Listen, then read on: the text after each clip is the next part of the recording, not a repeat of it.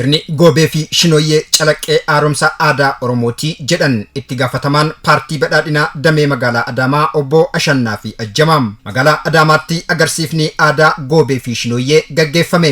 Sirnoota ayyaana bara haaraa fi simannaa barii birraa sababeeffachuun uummata Oromoo biratti akkaan gaggeeffaman keessaa goobee fi shinooyyeen isaan ijoodha. Sirni goobee fi shinooyyee abdii bacaqii gannaa tarkaanfachuun booqaa birraatti ce'uu yoo ta'u, goobeen dargaggootaan kan gaggeeffamu fi shinooyyeen ammoo sirna hawwataa shamarraniin raawwatamuudha. Itti gaafatamaan paartii badhaadhinaa damee magaalaa Adaamaa obbo Ashannaa fi Ajjamaam sirni goobee fi shinooyyee calaqqee haaromsaa aadaa Oromoo ta'uu bira darbee dhaloota qubee gara duudhaa ganamaatti deebisuu keessatti gahee guddaa qaba jedhan. Dargaggeessi sirbee addaan galuu qofaa osoo hin taane aadaa uummata isaa jajjabeessaa misoomaa fi nageenya biyyaa itichuun jijjiirama biyyattiitti taasifamaa jiru utubuu akka qabu dhaama. Misooma fiduu keessatti, nageenya fiduu keessatti ijaaramtanii aadaa hojii cimaadhaan hiyyummaa injifannee badhaadhina waloo hawwinu san milkeessuudhaaf daandii sirrii fi ejjennoo waloo kan itti qabannee too deemnu akka ta'u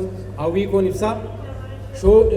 Goobee fi shinooyyeen keenya kan milkii, kan badhaadhinaa, kan tokkummaa, kan injifannoo akka nuu ta'uu fi warri dagate akka yaadatu, warri immoo tasuma arguun barbaanne immoo caalmaatti argee aadaa gaggaarii kana, aadaa bareedaa kana fudhatee too kansaa akka godhatu asumaan hojii kan akka hojjettan ergama dachaa isinitti kenninaa. Gaafatamaan waajjira aadaa fi turizimii magaalichaa obbo Caalchisaa Magarsaa sochiin haaromsa aadaa fi duudhaa ganamaatti deebi'uu eegalamee bu'aa argamsiisaa jiraachuu himan. Oromoon sirni barri moofanni darbee barri haarofti yoo dhufu gammachuudhaan simata.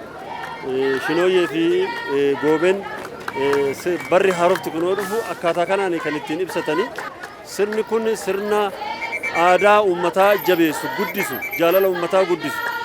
Kan uummata Oromoo qofa osoo hin ta'in sabaaf sablammoota fuulduratti miidhagina isaa kan ibsu waan ta'eef sadarkaa kanatti itti deemame.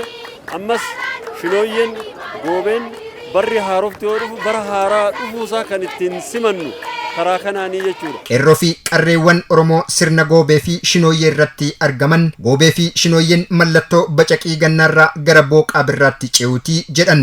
Goobee jechuun kan dargaggoonni itti shubbisu, shinooyyee jechuun immoo hingicaa jedhama durii. Hingicaa hiitee shamarreen qarreen itti shubbistu jechuudha.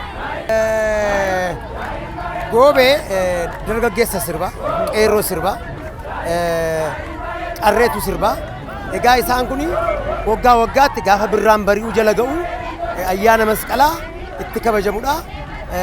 Kan ammaa garuu waan namatti tolu keessaa bifa ammayyaatiin magaalaa Adaamaa irra darbee magaalaa Finfinnee naannoo hunduma irratti akka ittiin calaqqisuun isaanaaf gammachuu guddaatu natti dhaga'ama. Goobeen duudhaa Oromtichaati. Goobeen kan waggaa keessatti gizee tokko taphatamudha. Innis goobeen yeroo inni taphatamu guyyaa fakkeenya lamsaalee jala bultii ayyaana shinooyyeeti. Goobee shinooyyee irraa kaasee haga masqalaatitti kan taphatamudha jechuudha. Tapha shinooyyee jechuun aadaa uummata Oromoo keessaa isa tokkodha. Tapha birraa irratti kan taphannu uummanni Oromoo kan ittiin boonu kan duraan hafe amma haala bareedaatiin kan itti taphachaa jiran dargaggeessi fi dargaggeessi keenya haala bareedaa ta'een taphachaa jirra jechuudha. Duudhaa fi aadaan Oromoo bakka isaatti deebi'uu isaatiifis gammachuu qabaachuu ibsuun fuuldurattis caalatti akka dagaaguuf kan hojjetan ta'uu ibsaniitii jiru. Baay'ee gammachuutu nutti dhagahama. Baay'ee waan haaraa akka haaraa ta'eetiin aadaan keenya badee nu deebi'uun isaa waan baay'eetu gammachuu nutti dhagahama jechuudha. Baay'ee gammachuu eenyummaan ofii kan ittiin boonan baay'ee gammachuu guddaa. Ani guyyaa dhaloota kiyya natti fakkaata. Riili baay'ee bakka Oromummaa orgoofte magaalaan Adaamaa.